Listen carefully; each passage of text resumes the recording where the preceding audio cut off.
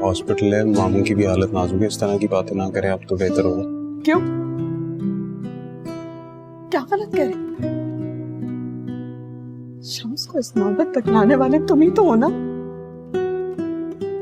तुमने किया ना ये? चले जाओ। कहीं नहीं जा रहे हम। मेरा खून है, मेरे बच्चे की तरह है शम्सू। मैं कहीं नहीं जा रही, मेरे साथ ही रहता था, तुम लोगों के साथ रहता था। नौबत पे पहुंचाया, बड़ी बातें कर रही हो। पप्पू अम्मी बिल्कुल चुप, बिल्कुल नहीं बदली, बड़े बात कर रहे हैं। यार खुदा के लिए चुप हो जाए। बलाज भाई यार आप ही इनको समझाओ, पढ़े लिखे आदमी हो आप, इस तरह खानदान ना खोलें, और भी दिल के मरीज आते हैं यहाँ पे। हमारा और आंटी, मुझे मालूम नहीं है कि इशू क्या है, लेकिन जो भी इशू है काइंडली जाकर रिजॉल्व कीजिए, हॉस्पिटल में अच्छा है। या अल्लाह, या अल्लाह, मेरे भाई को सही कर दे। मायरा, मायरा, डॉक्टर ने क्या कहा? अप्पू की तबीयत तो ठीक है ना? तेरा लाख लाख शुक्र। मायरा, मायरा तुम नहीं जानती तुमने मुझे कितनी बड़ी खुशखबरी दी है। अच्छा मायरा, तुम मुझे बार बार फोन करती रहना, ठीक है?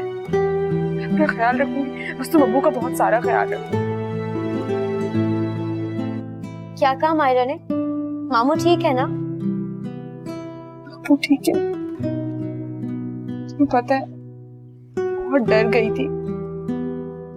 मैं अपने अब्बू से बहुत प्यार करती हूँ, बस इसीलिए डर लग रहा था। मैंने कहा था ना मामू ठीक हो जाएंगे। या अल्लाह, तेरा लाख लाख शुक्र।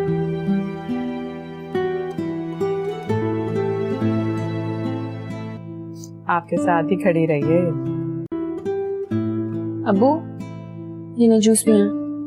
मगर हैरत की बात यह है कि इतना कुछ होने के बावजूद रुकैया अपने रवैये को मुकम्मल तौर पर गलत नहीं समझती। उसके नजदीक उसने जो कुछ किया वह अपने बच्चों के फायदे के लिए किया। इधर बिलाल एक ऐसे मुकाम पर पहुंच चुका है जहां उसे अपनी माँ की मोहब्बत और उसकी गलतियों के बीच फर्क करना होगा। सबा के इंकिशाफ ने उसकी पूरी सोच बदल दी है और अब उसे फैसला करना है कि वह अपनी बीवी और बच्चे की हिफाजत करेगा या अपनी माँ के अंधे दिफा में खड़ा रहेगा। सबा की वजह से खानदान का छुपा हुआ सच सबके सामने आ चुका है, लेकिन सच सामने आने के बावजूद मसाइल खत्म नहीं हुए, बल्कि अब असल जंग शुरू हुई है। सबा आखिरकार खामोशी तोड़ने का फैसला करती है। वह बिलाल को बताती है कि उसकी अपनी माँ ने सबा और उसके होने वाले बच्चे को रास्ते से हटाने के लिए जहरीला जूस तैयार किया था, लेकिन किस्मत ने इस साजिश का रुख ही बदल दिया। वह जहरीला जूस सबा के बजाय शबनम पी लेती है और इस हादसे के नतीजे में शबनम अपना बच्चा खो देती है।